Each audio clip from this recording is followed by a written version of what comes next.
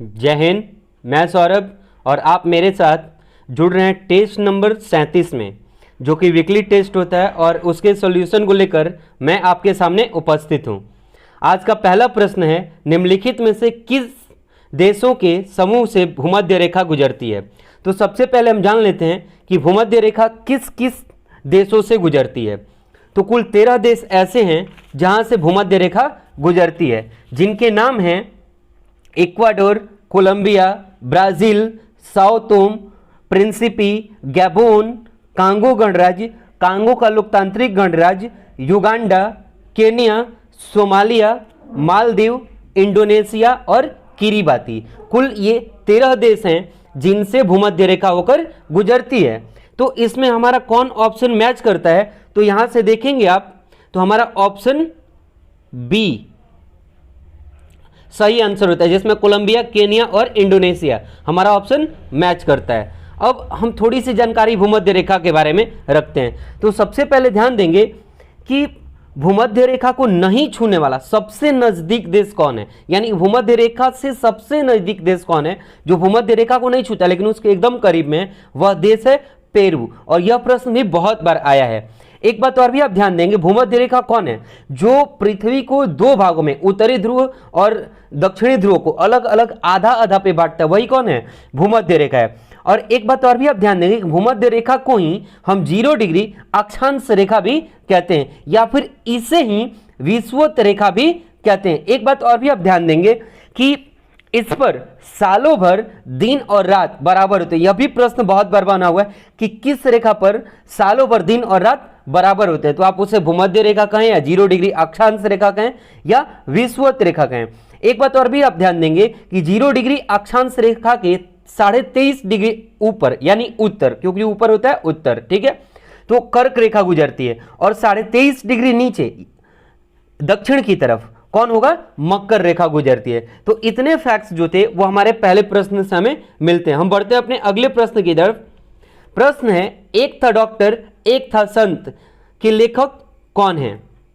ध्यान रहे कि इस प्रश्न का उत्तर है अरुंधति राय। इसमें हुआ क्या है कि ध्यान देंगे आप कि अरुंधति राय ने 2 लोगों के बीच के संवाद को इंग्लिश में लिखा है, और इसका हिंदी रूपांतरण किसने किया है, तो प्रोफेसर रतन लाल ने इसका हिंदी रूपांतरण किया। अरुंधति राय ने 2 लोग, एक भीमराव अंबेडकर और एक महात्मा गांधी के बीच जो नीची जाति के लोगों को लेकर छुआछूत, भेदभाव, समाज में आपसी सामंजस्य कमजोर होना, इसको लेकर के बातचीत को अरुंधति राय ने पुस्तक का नाम दिया, एक था डॉक्टर एक था संत।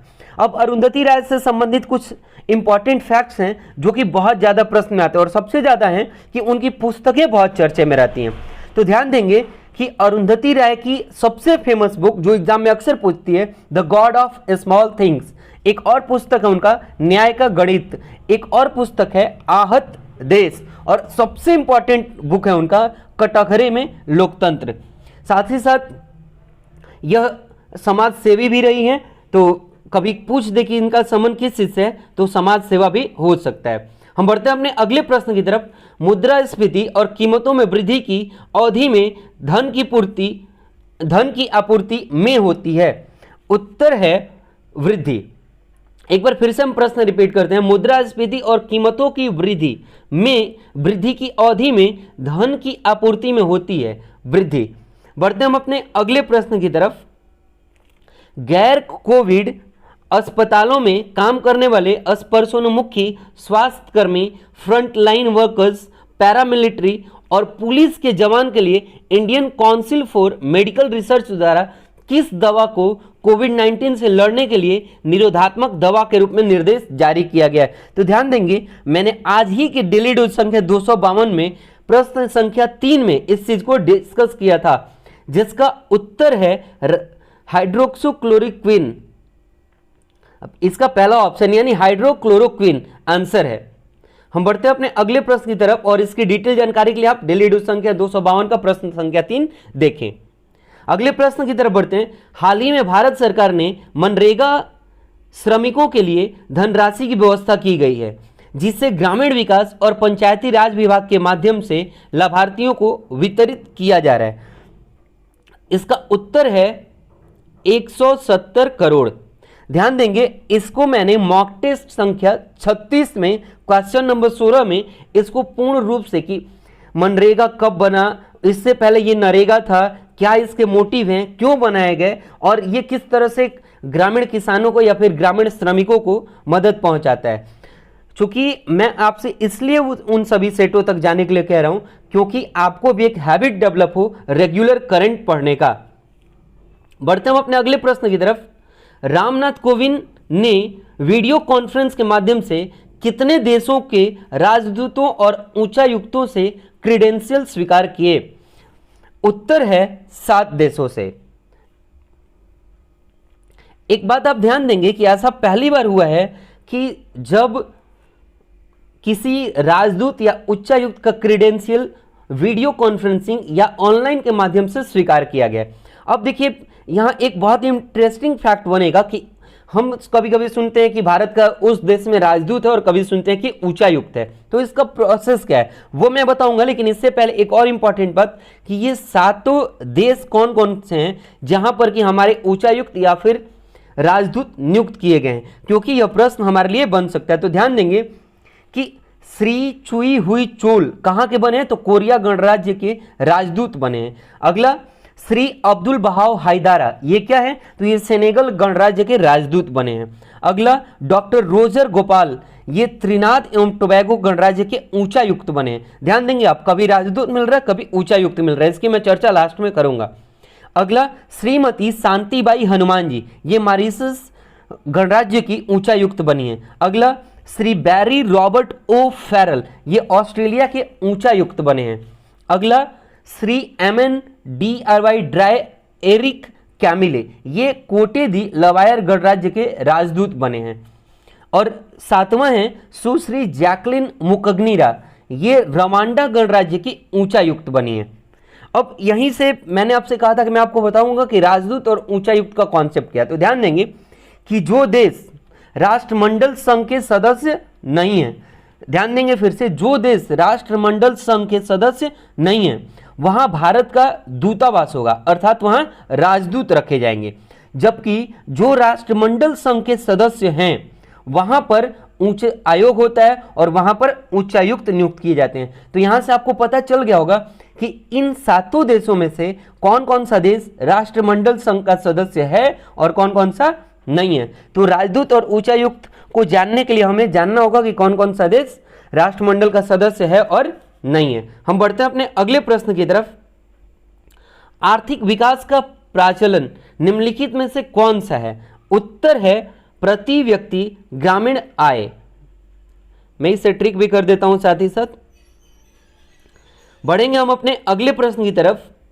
नरेंद्र नाथ दत्त को स्वामी की उपाधि किसने दी? उत्तर है खेतड़ी के महाराज। इनका नाम क्या था? तो इनका नाम था अजीत सिंह। अब ध्यान देंगे, इससे इंपॉर्टेंट, इससे रिलेटेड जो फैक्ट्स हैं हम उन पे बात कर लेते हैं। तो सबसे पहले कि विवेकानंद का ओरिजिनल नाम जो आपने पढ़ा नरेंद्र नाथ दत्त था। इनके गुरु कौन थे? तो इनके गुरु थे रामकृष्ण परमहंस। एक बात और भी ध्यान देंगे कि जब इनके गुरु की मृत्यु हो गई तो ये संपूर्ण भारत भ्रमण के लिए एक सन्यासी बनकर निकले। और उस समय जब लोग पूछते थे तो ये अपना परिचय बताते थे कि मेरा नाम विदिशानंद है। और इसी भ्रमण के दौरान इनकी मुलाकात खेतड़ी के राजा अजीत सिंह से हुई और उन्होंने इन्हें उसी समय से स्वामी विवेकानंद नाम दिया या उपाधि दी और तब से यह स्वामी विवेकानंद के नाम से प्रसिद्ध हुए। अगले प्रश्न की तरफ बढ़ते हैं। मुद्रा योजना के अंतर्गत अधिकतम अनुज्ञेय ऋण सीमा कितनी है? उत्तर है 10 लाख।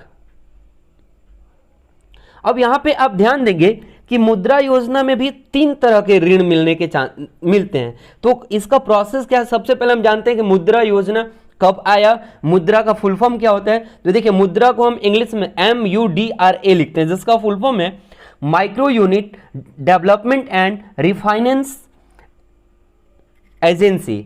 यह जो है वो लिमिटेड है यानी प्राइवेट के अंतर्गत है, लेकिन इसे भारत सरकार ने एक संस्था नियुक्त किया हुआ है या फिर स्थापित किया हुआ है, हम ये कह सकते हैं।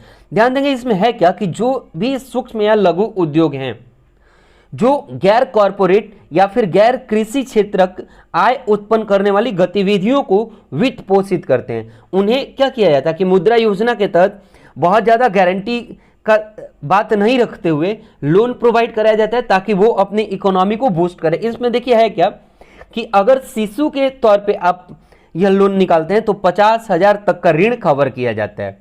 अगर किशोर के लिए निकालते हैं यानी कि शिशु से थोड़े से बड़े उम्र और तरुण से यानी बहुत ज़्यादा युवा से प्रौढ़ से थोड़े से कम उम्र के लिए, तो उनके लिए ऋण है 50,000 से 5 लाख तक का। और अगर यही आप ऋण तरुण के लिए निकालते हैं यानी कि युवा के लिए निकालते हैं तो यह है 5 लाख से 10 लाख तक।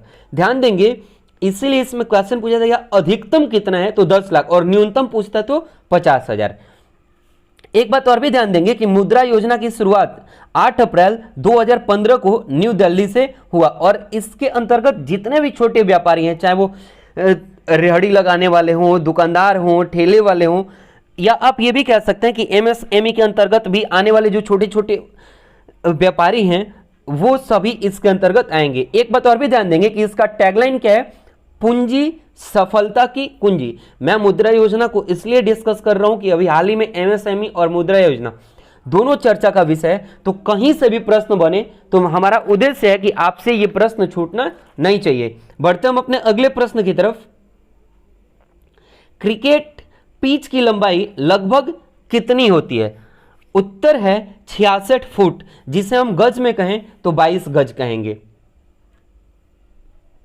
बढ़ते हम अपने अगले प्रश्न की तरफ। इंडिया एसोसिएशन के संस्थापक कौन थे? ध्यान देंगे इसका आंसर होगा सुरेंद्रनाथ बैनर्जी। लेकिन इससे पहले एक छोटी सी जानकारी आपके साथ साझा करते हैं कि आपने ये दो नाम सुना होगा, एक इंडियन नेशनल कांग्रेस और एक इंडिया एसोसिएशन जो आप सुन रहे हैं, तो इसकी कहानी क्या थी, दोनों के लिंकिंग फैक्ट्स क्या थे? तो ध्यान देंगे कि इंडिया एसोसिएशन को ही इंडियन नेशनल एसोसिएशन भी कहते हैं, इंडियन नेशनल कांग्रेस में नहीं कह रहा। ध्यान देंगे कि इंडिया एसोसिएशन की स्थापना 1876 में किया गया था और यही भारत की प्रथम राष्ट्रवादी संस्था भी थी, जिसको दो लोगों ने मिलकर बनाया था। कौन कौन? एक तो आप नाम देख चुके सुरेंद्रनाथ बैनर्जी और एक थे आनंद मोहन बोस। तो कभी आनंद मोहन बोस का भी नाम अगर आए तो वो भी सही आंसर होगा।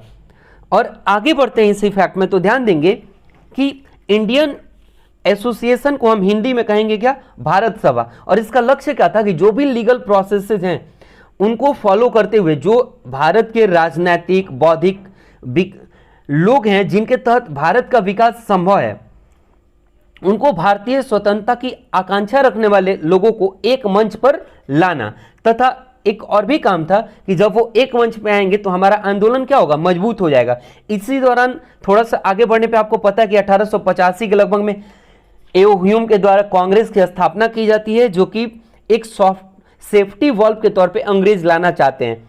और वही इंडियन नेशनल कांग्रेस आगे चल के इंडियन एसोसिएशन या फिर इंडियन नेशनल एसोसिएशन को अपने अंदर मिला लेता है, अर्थात विलय कर लेता है।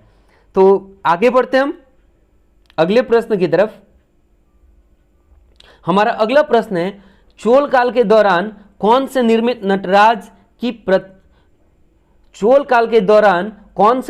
नटराज की प्रतिमा में क्या बनी? तो इसका आंसर है कि चतुर्भुज, यानी कि भगवान नटराज के प्रतिमा में 4 भुजाओं को दिखाया गया है, तो इसका आंसर होगा 4 हाथ बना। आगे बढ़ते हैं हम लोग। भारत का राष्ट्रीय फल क्या है? तो इस क्वेश्चन को हमने पिछले सेट में दिया था और यहां भी जानबूझकर हमने दिया है क्योंकि आप सेट को सीरियसली उसका एक्सप्लेनेशन करते हैं या नहीं करते हैं यह जानने के लिए। तो इसका उत्तर होगा आम। बढ़ते हम अपने अगले प्रश्न की तरफ। निम्नलिखित में से किस सुल्तान ने ग्रैंड ट्रंक रोड का निर्माण करवाया? इसका उत्तर है शेरशाह सूरी। हमने इस प्रश्न को भी सेट संख्या 36 यानी इससे पहले जो आप टेस्ट दिए थे उसका क्वेश्चन नंबर 14 था यह, जिसमें इस प्रश्न को हमने पूछा था और वहां हमने इसका डिटेल एक्सप्लेनेशन भी दिया था। तो अगर आप सीरियसली देखे होंगे तो आपके पास इसका डिटेल एक्सप्लेनेशन होगा। इसलिए हम आगे बढ़ते हैं अपने अगले प्रश्न की तरफ। भाखड़ा नांगल बांध स्थित है? उत्तर होगा सतलज नदी के तट पर। अब यहां से देखिए भाखड़ा नंगल बांध की जब बात आई है तो इससे रिलेटेड कुछ फैक्ट्स हम इकट्ठा करते हैं। सबसे पहले हम देखें कि यह सतलज नदी के तट पर है। कहां पर? तो बिलासपुर। बिलासपुर कहां है? छत्तीसगढ़ में। तो देखिए इसका नाम भाखड़ा नांगल पड़ने के पीछे भी यह नांगल स्थान पर यानी बिलासपुर के नांगल स्थान पर यह जगह है और बिलासपुर आता है छत्तीसगढ़ में। इसकी लंबाई जो है वो कुल 1700 फीट है यानी मीटर में कहें तो 520 मीटर और ऊंचाई जो है इसकी वो 741 फीट है अर्थात मीटर में कहें तो 226 मीटर। और कभी कभी यह ऊंचाई से संबंधित प्रश्न पूछ लेता है तो आप इससे ध्यान रखेंगे। इसकी निर्माण तिथि जो शुरू हुई थी वो 1948 में हुई थी और यह बनकर तैयार हो गया था 1963 में। एक बात आप ध्यान देंगे उस समय इसका लागत जो था वो 245.28 करोड़ रुपए था। साथ ही साथ इससे संबंधित एक जलाशय भी बना और उस जलाशय का नाम क्या है? गोविंद सागर जलाशय। इससे आप ध्यान रखेंगे कि भाखड़ा नंगल डैम से संबंधित एक जलाशय कौन सा है? तो गोविंद सागर जलाशय। एक इंपॉर्टेंट क्वेश्चन यहां से और बनता है कि भाखड़ा नंगल डैम जो है उसका डिजाइन करने वाला सलाहकार कौन था? तो उनका नाम था USBR। एक बात और भी आप ध्यान देंगे कि इसको फाइनल टच देने में यानी कि पूरी तरह से फाइनल करने में अमेरिका के एक अभियंता थे जिन यानी इंजीनियर थे, उनका नाम था मिस्टर M हार्वे स्लोकेम। तो इससे भी आप ध्यान रखेंगे। हम बढ़ते हैं अपने अगले प्रश्न की तरफ। चुक्का किस खेल से संबंधित है? उत्तर है पोलो से। हम बढ़ते हैं अपने अगले प्रश्न की तरफ। यहां से कुछ रीजनिंग के प्रश्न हैं और मैथ्स के जिनको अगर आप कहेंगे तो हम आगे इसका डिस्कशन करा देंगे, लेकिन पिछले सेट में भी हमने कहा था तो मुझे लगा कि सभी लोगों ने बना लिया था, इसलिए किसी ने कमेंट नहीं डाला था, इसलिए हम इस बार भी इसका एक्सप्लेनेशन नहीं कर रहे हैं। अगर आप हमें कहेंगे जरूरत के अनुसार तो हम इसका भी एक्सप्लेनेशन आपके साथ साथ करते जाएंगे। बढ़ते हम अपने अगले प्रश्न 27 नंबर की तरफ। थायराइड स्वास्थ्य के बारे में जागरूकता फैलाने और थायराइड रोगों के उपचार के बारे में शिक्षित करने के लिए हर साल किस दिन को विश्व थायराइड दिवस के रूप में मनाया जाता है? उत्तर है 25 मई। और यह भी मैंने डेली डोज जो हमारा रेगुलर आता है सुबह में 5 बजे उसमें हमने डिस्कस किया था। तो अगर आप डेली डोज रेगुलर देख रहे हैं तो वहां से आपके बहुत से स्टैटिक जीके के प्रश्न साथ ही साथ करंट के प्रश्न जो कि आपको लगभग सबसे आगे ले जाने में और सबसे अच्छे मार्क्स दिलाने में सहायक होंगे। बढ़ते हम आगे अपने अगले प्रश्न की तरफ। प्रश्न संख्या 28। 1947 ईस्वी में मरणोपरांत परमवीर चक्र से सम्मानित किए जाने वाले मेजर सोमनाथ शर्मा संबंधित थे? उत्तर है कुमाऊं रेजिमेंट से। अब बात जब कुमाऊं रेजिमेंट की आई है तो हम कुमाऊं रेजिमेंट के बारे में थोड़ा सा जानकारी एकत्र करते हैं। ध्यान देंगे कि कुमाऊं रेजिमेंट जो है वो भारतीय सशस्त्र सेना का एक सैन्य दल है जिसकी स्थापना 1788 ईस्वी में हुई। एक बात और भी आप ध्यान रखेंगे कि यह कुमाऊं नामक जो हिमालयी क्षेत्र हैं वहां के जो निवासी हैं उनसे संबंधित भारतीय सैन्य दल है जिसका मुख्यालय कहाँ है? तो उत्तराखंड में है। आपको पता भी है कि उत्तराखंड उसी के लगभग में पड़ता है। एक बात और भी आप ध्यान देंगे कि यह उत्तराखंड के जो कुमाऊं वाला क्षेत्र है वो है कहाँ? तो रानीखेत। आप एक बात ध्यान दिए होंगे कि उत्तराखंड के कुमाऊं क्षेत्र के रानीखेत नामक जो पर्वतीय स्थान है वहीं पर यह जगह स्थित है। और सबसे इंपॉर्टेंट फैक्ट कि भारत से 1947 का जो युद्ध हुआ हमारे दुश्मनों से और 1962 में जो चीन युद्ध हुआ, इन दोनों में कुमाऊं रेजिमेंट के सहयोग की वजह से उन्हें पुरस्कृत भी किया गया और इनकी भूमिका भी मानी गई कि अग्रणी रही। तो हम बढ़ते हैं अपने अगले प्रश्न की तरफ।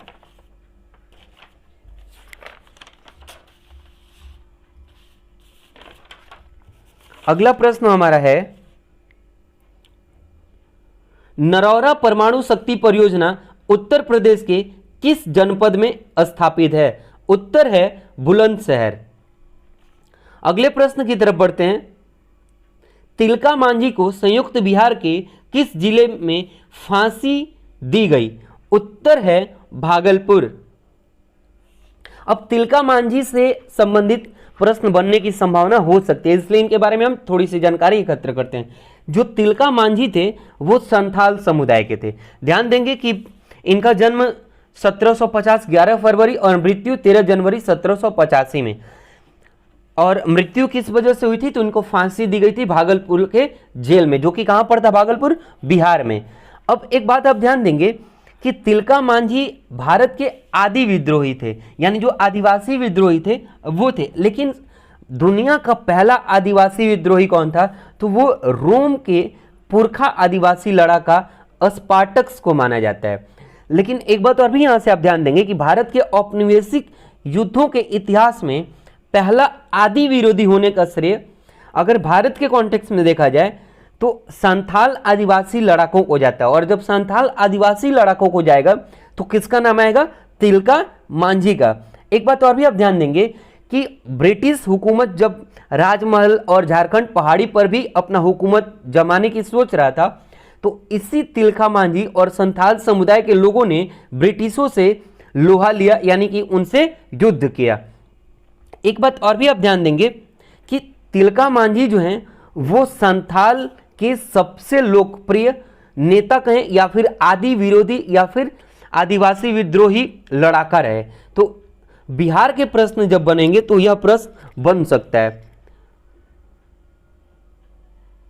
हम बढ़ते हैं अपने अगले प्रश्न की तरफ। खेल को उद्योग का दर्जा देने वाला भारत का पहला राज्य बना है।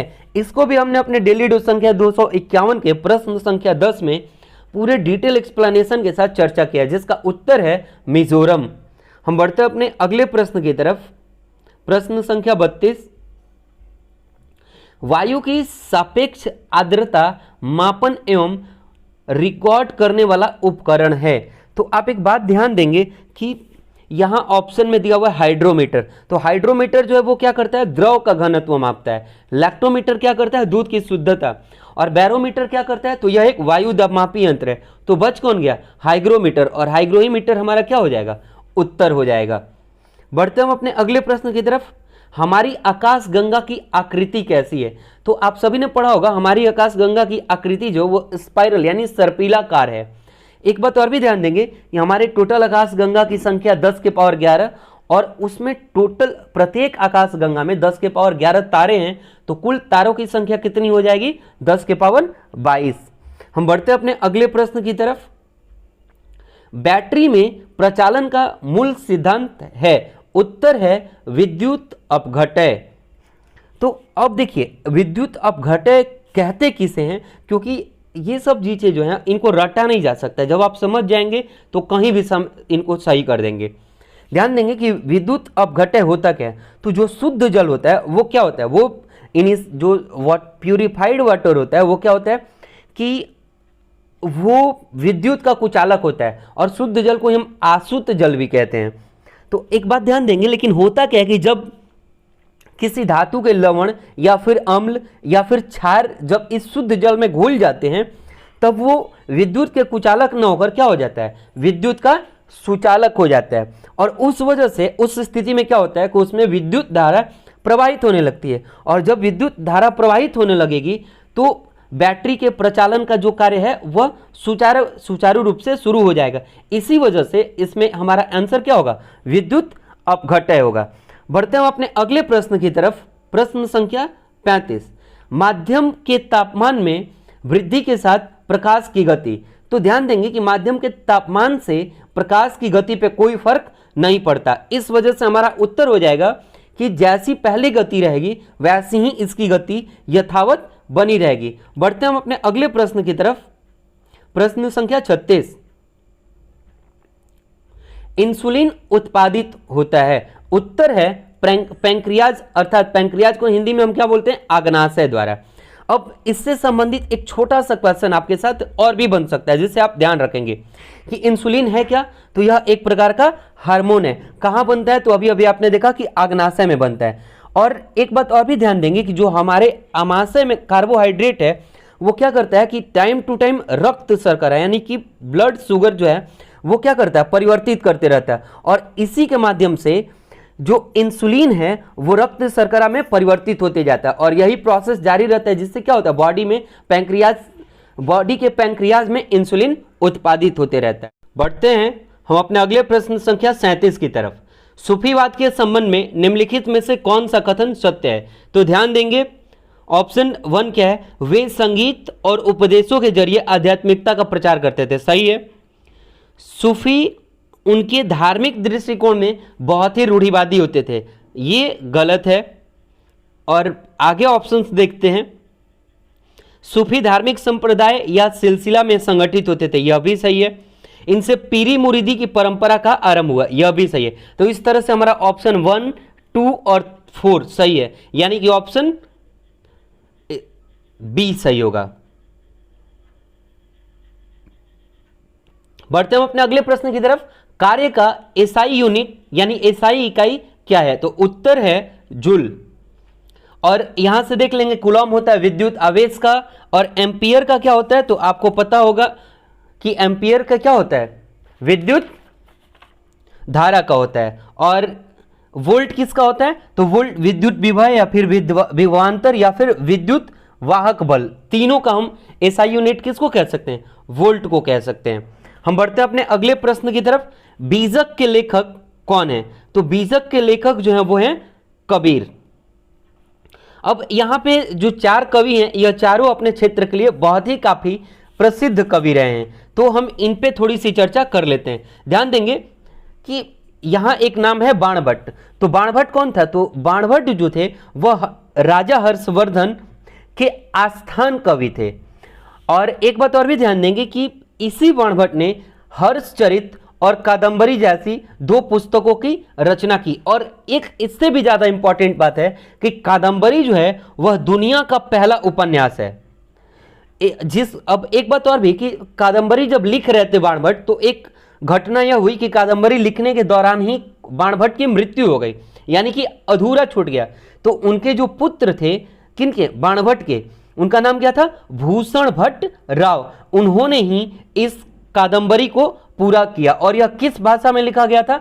तो चाहे वह हर्षचरित हो या फिर कादंबरी हो, दोनों संस्कृत भाषा में लिखा गया था। एक बात और भी ध्यान देंगे यहां से कि एक नाम आया है कालिदास। तो कालिदास जो है, इनके कुछ पुस्तक डायरेक्ट एग्जाम में आते हैं, जैसे कि मालविकाग्निमित्रम किसका के लेखक कौन है? तो कालिदास। रघुवंशम, कुमार संभवम, ऋतु संहारम, इनके भी लेखक कौन है? तो कालिदास हैं। और एक शब्द आया है सूरदास। तो सूरदास के भी कुछ महत्वपूर्ण पुस्तक हैं, जैसे सूरसागर, सुर सरावली, साहित्य लहरी, नल दमयंती इनका सबसे फेमस पुस्तक है सूरदास का, जो बहुत बार एग्जाम में आया हुआ है। और एक है ब्याह लो। हम बढ़ते हैं अपने अगले प्रश्न की तरफ। प्रश्न संख्या 40। 74वें संविधान संशोधन अधिनियम के पश्चात नगरीय स्थानीय निकायों में महिला उम्मीदवारों के लिए कुल रिक्तियों में आरक्षण दिया गया है। तो आपको पता होना चाहिए कि 50% महिला को आरक्षण उम्मीदवारों में दिया गया है, ठीक है। और किसके तहत? तो 74वें संविधान संशोधन के तहत। और 74वां संविधान संशोधन कब था? तो 1976। ध्यान रखेंगे। एक बात और भी आप ध्यान देंगे यहां से, अगले प्रश्न की तरफ हम बढ़ते हैं। और हमारा अगला प्रश्न है, भारत में निम्नलिखित में से कौन सा एक संवैधानिक निकाय नहीं है? तो यहां पे आपका आंसर होगा, जैसे देखिए वित्त आयोग यह एक संवैधानिक निकाय है, भारत का निर्वाचन आयोग यह भी संवैधानिक निकाय है, संघ लोक सेवा आयोग यह भी है। तो कौन सा बच जाएगा? राष्ट्रीय मानव अधिकार आयोग, यह जो है वह संवैधानिक निकाय नहीं है। तो आइए राष्ट्रीय मानवाधिकार आयोग, जिसको नेशनल ह्यूमन राइट कमीशन के नाम से जानते हैं, यानी कि NHRC, यह कैसा निकाय है? तो ध्यान देंगे कि यह सिर्फ और सिर्फ वैधानिक यानी लीगल संस्था है, कॉन्स्टिट्यूशनल नहीं है, ठीक है। सॉरी। जिसकी स्थापना कब हुई थी? तो इसका स्थापना जो है वो 12 अक्टूबर 1933 को हुआ था। किसके तहत? तो मानव अधिकार संरक्षण अधिनियम 1933 के तहत। इसका हेडक्वार्टर कहाँ है? न्यू दिल्ली में। एक बात और भी आप ध्यान देंगे कि यूनाइटेड नेशन के अनुसार जीवन का अधिकार, स्वतंत्रता का अधिकार, समानता का अधिकार बिना किसी भेदभाव के सबको प्राप्त कराने का उद्देश्य, और इसी के उद्देश्य को पूरा करने के लिए जो है NHRC बनाया गया। बढ़ते हैं अपने अगले प्रश्न की तरफ। 42 नंबर, भारत के संविधान में कौन से अनुच्छेद के अंतर्गत राज्य वित्त आयोग के गठन का प्रावधान किया गया है? उत्तर है अनुच्छेद 243 का झ, जिसको हम इंग्लिश में आई लिखते हैं। अब ध्यान देंगे 73वें संविधान संशोधन की जो बात आई है तो उस पे, तो 73वां संविधान संशोधन जो था वह 1992 में हुआ, ठीक है। और उसी के तहत जो अनुच्छेद 243 का झ है, राज्य वित्त आयोग का गठन हुआ। एक बात और भी आप ध्यान देंगे कि राज्य वित्त आयोग का गठन 243 के झ के अनुसार हुआ, यानी आई के अनुसार। तो केंद्र का जो वित्त आयोग है उसकी बात किस अनुच्छेद में कही गई है? तो अनुच्छेद 280 में जो कहा गया है वह केंद्र के वित्त आयोग की बात कही गई है, और अनुच्छेद 243 के झ में जो कहा गया वह राज्य वित्त आयोग के बारे में कहा गया है। जहां पर कि जो पंचायती राज्य संस्थाएं हैं वो राज्य वित्त आयोग के जो लेन देन या फिर जो उसके खर्च आते हैं उनकी क्या करेंगी? समीक्षा करेंगी। अगले प्रश्न की तरफ बढ़ते हैं। एक जिलाधीश मूलतः होता है, क्या होता है? एक सामान्य अधिकारी होता है। बढ़ते हम अपना अगले प्रश्न 44 नंबर की तरफ। सुंदरवन या मैंग्रोव वन कहां पाए जाते हैं? तो ध्यान देंगे आप कि सुंदरवन या मैंग्रोव वन डेल्टाई क्षेत्रों में पाए जाते हैं, जो कि इसका आंसर होगा डेल्टाई पश्चिम बंगाल। अब देखिए रीजन क्या है उधर पढ़ने का, तो जैसे होता क्या है कि जहां पर नदी समुद्र में जाकर मिलती है, ठीक, इस ऑप्शन के अनुसार डेल्टाई पश्चिम बंगाल यहां आंसर हो रहा था। जहां नदी काफी मात्रा में समुद्र में जाकर मिलती है, तो हमें पता है कि नदी का जल तो मीठा होता है और समुद्र का जल खारा होता है। तो उस जगह पे क्या होता है कि मैंग्रोव घास का काफी मात्रा में विकास होता है, जिसकी वजह से होता क्या कि वहां पर जलीय जीव बहुत काफी मात्रा में पाए जाते हैं। और यही वजह रहता है कि वैसे क्षेत्र हमेशा विवाद में बने रहते हैं, क्योंकि वह एक जैव संपदा का सबसे बड़ा स्रोत होता है। और यही सुंदरवन डेल्टा के साथ भी क्या है कि हमारा बांग्लादेश के साथ इसी चीज पे अक्सर विवाद होने का कारण हो जाता है। आइए देखते हैं सुंदरवन डेल्टा के बारे में। तो सुंदरवन जो है वह विश्व का सबसे बड़ा मैंग्रोव क्षेत्र है। मैंग्रोव क्षेत्र किसे कहते हैं मैंने अभी अभी आपको बताया। अब एक बात और भी आप ध्यान देंगे कि इसका कुछ भाग जो है वो बांग्लादेश में है और कुछ भाग भारत में, और भारत में कहां? पश्चिम बंगाल के क्षेत्र में। मैंने अभी अभी कहा कि यह कैसे बनता है, तो जैसे इस क्षेत्र में ब्रह्मपुत्र नदी और जो गंगा नदी है वो क्या करती है कि डेल्टा बनाती है। तो यहां से इसका आंसर आपका हो गया। बढ़ते हम अपने अगले प्रश्न की तरफ। रावी नदी पर निर्मित देश का सबसे ऊंचा बहुउद्देशीय बांध है? उत्तर है रणजीत सागर बांध। अब अगले प्रश्न की तरफ हम बढ़ते हैं।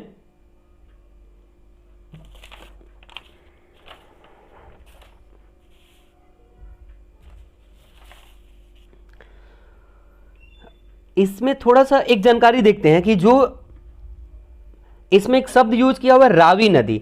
तो ध्यान देंगे कि रावी नदी जो है वह उत्तर भारत में बहने वाली नदी है। रावी नदी से एक इंपॉर्टेंट सवाल यह बनता है कि जो ऋग वैदिक काल है उस समय जो दशराग युद्ध हुआ था उसमें एक शब्द यूज किया गया पुरुषिणी, और पुरुषिणी नदी को ही क्या कहा गया है? रावी नदी को ही पुरुषिणी नदी कहा गया है। साथ ही साथ इसे लाहौर नदी के नाम से भी जानते हैं। एक बात और भी आप ध्यान देंगे कि अमृतसर और गुरदासपुर की सीमा रावी नदी ही बनाती है। एक बात और भी आप ध्यान देंगे कि रावी नदी जो है वह निकलती कहां से है? तो जो रावी नदी है वह हिमाचल प्रदेश के कांगड़ा जिले में रोहतांग दर्रे से निकलती है। एक बात और भी आप ध्यान देंगे कि जो रावी नदी का क्षेत्र है वो कैसे है? तो रावी नदी हिमाचल प्रदेश के कांगड़ा जिले के रोहतांग दर्रे से निकलते हुए जम्मू कश्मीर जाती है, जम्मू कश्मीर से पंजाब, और पंजाब से पाकिस्तान की तरफ निकल जाती है और झांग जिले की सीमा होते हुए जाकर के चिनाब नदी में मिल जाती है। और एक बात और भी ध्यान देंगे कि जो चिनाब नदी है इस पर एक बांध बना हुआ, उसका नाम क्या है? थीन बांध। और इस तरह से क्या होता है कि वह जाकर के फाइनली जो चिनाब नदी है वह सिंधु में मिलता है, और सिंधु कहाँ गिर जाती है? अरब सागर में गिर जाती है। तो हम बढ़ते हैं अपने अगले प्रश्न की तरफ। पूर्वी भारत के सुंदरवन का एक उदाहरण है? उत्तर है मैंग्रोव पारिस्थितिकी तंत्र का। अभी अभी मैंने ऊपर डिस्कस किया वही प्रश्न यह है। अगले प्रश्न की तरफ बढ़ते हैं। निम्नलिखित में से वह नदी कौन सी है जिसका उद्गम भारतीय क्षेत्र में नहीं है? तो आइए यहां से हम इसे ऑप्शन से सोचने का प्रयास करते हैं। महानदी कहाँ है, तो महानदी का उद्गम स्थल जो है वो सिहवा रायपुर छत्तीसगढ़ में है। ठीक है। ब्रह्मपुत्र का कहाँ है, तो यह तिब्बत जो है, जैसे आप नेपाल से हल्का सा ऊपर उठेंगे तो तिब्बत है, जो कि अभी चीन के अधिकार क्षेत्र में है। ठीक, तो तिब्बत के पुरंग जिले के मानसरोवर झील के समीप से जो है वो ब्रह्मपुत्र नदी निकलती है। और अगला है रावी। तो मैंने अभी रावी को बताया कि हिमाचल प्रदेश के किस दर्रे से निकलती है, रोहतांग दर्रे से। और चिनाब, तो चिनाब कहाँ से निकलती है, आप हमें कमेंट करके बताएंगे या फिर मैं ही बता देता हूँ। चलिए, कि चिनाब जो है वो जम्मू कश्मीर में एक बड़ा लाचा दर्रा है। ठीक, और उसी बड़ा लाचा दर्रे से चिनाब निकलती है और जम्मू कश्मीर के से निकल करके पंजाब जाती है, और पंजाब होते हुए कहाँ निकल जाती है, पाकिस्तान की तरफ निकल जाती है। तो महानदी, रावी और चिनाब तीनों भारत से निकल रहे हैं, बचा कौन, ब्रह्मपुत्र। तो ब्रह्मपुत्र ही क्या होगा, भारत के बाहर से निकलती है। वैसे जब हम ज्योग्राफी स्टार्ट करेंगे तो आपको ये सारी नदियां मैप के थ्रू एकदम क्रिस्टल क्लियर तरीके से आपको बताते चलेंगे। अगले प्रश्न की तरफ बढ़ते हैं। प्रायद्वीपीय भारत की सबसे बड़ी नदी कौन सी है, उत्तर है गोदावरी। अब एक और भी फैक्ट यहां से बनता है कि गोदावरी को ही हम दक्षिण गंगा के नाम से भी जानते हैं। तो गोदावरी जो है वह फेमस है किस नाम से, दक्षिण गंगा के नाम से। बढ़ते हैं हम अपने अगले प्रश्न की तरफ। अच्छा, एक बात तो अभी आप हमें बताएंगे, प्रायद्वीपीय क्षेत्र या का मतलब क्या होता है। यहां तो जैसे प्रायद्वीपीय भारत लिखा है, तो इसका मतलब क्या है, तो प्रायद्वीपीय का मतलब होता है कि वैसा क्षेत्र जो तीन तरफ से जल से घिरा हुआ हो और एक तरफ से स्थल से लगा हो। तो आप देखे होंगे कि भारत में जो हम जैसे ही गुजरात के नीचे वाले हिस्से से आते हैं, तो इधर अरब सागर और इधर बंगाल की खाड़ी के बगल में जो सागर है वो हिंद महासागर, और नीचे भी ओशियानिक पार्ट आपको मिलता है। तो ये जो पार्ट हैं, जो आपको कर्क रेखा, सॉरी,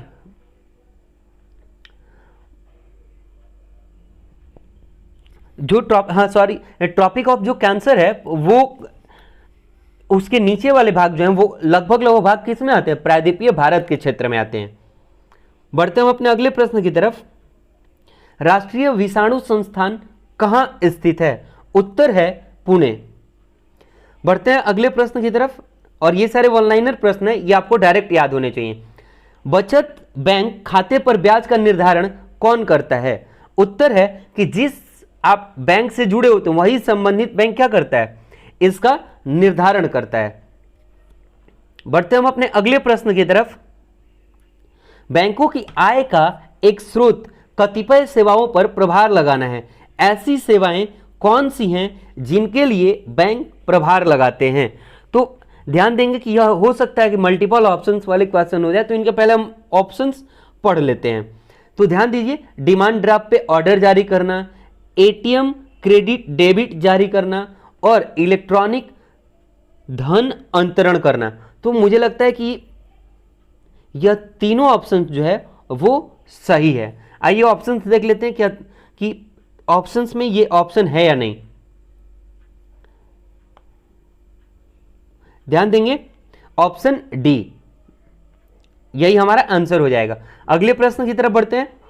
तेजस्वी मन का लेखक कौन है, तो तेजस्वी मन के जो लेखक हैं वो हमारे मिसाइल मैन के नाम से जाने जाने वाले डॉक्टर एपीजे अब्दुल कलाम हैं। अब देखिए, अब्दुल कलाम के बारे में कुछ फैक्ट्स इकट्ठा करते हैं। जैसे कि अब्दुल कलाम भारत के 11वें राष्ट्रपति थे। कब बने थे, 2002 में। बहुत ही इंपॉर्टेंट फैक्ट एक आता है कि जो सेकेंड पोखरण न्यूक्लियर परीक्षण हुआ था 1998 में, उसमें एपीजे अब्दुल कलाम की जो भूमिका थी वो काफ़ी महत्वपूर्ण रही थी।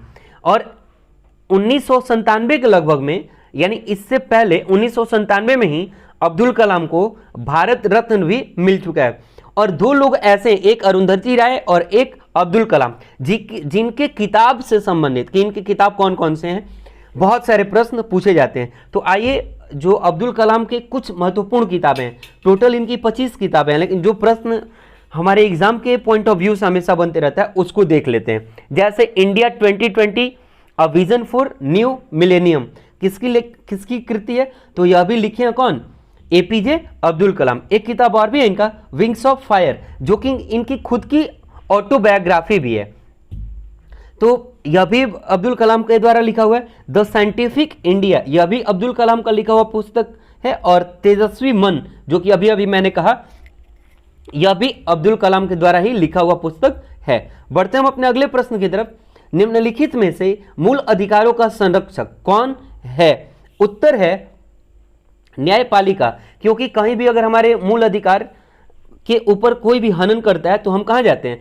न्यायपालिका यानी कि कोर्ट के पास जाते हैं। और इसी के तहत आपने पढ़ा भी होगा कि अनुच्छेद 32 मूल अधिकारों के संरक्षण के लिए सुप्रीम कोर्ट को दिया गया, और अनुच्छेद 226 जो आपके संबंधित हाई कोर्ट्स हैं उनको आपके मौलिक अधिकारों को संरक्षित रखने के लिए पावर दिया गया है, जहां पर कि आप डायरेक्ट जा करके कह सकते हैं कि हमारे ये मूल अधिकार या मौलिक अधिकार का हनन हो रहा है, और उस पर आपको डायरेक्ट सुनवाई होती है। और इसी के संबंध में 5 रिट भी जारी किए गए हैं, जिन पर मैं आगे चर्चा करूंगा।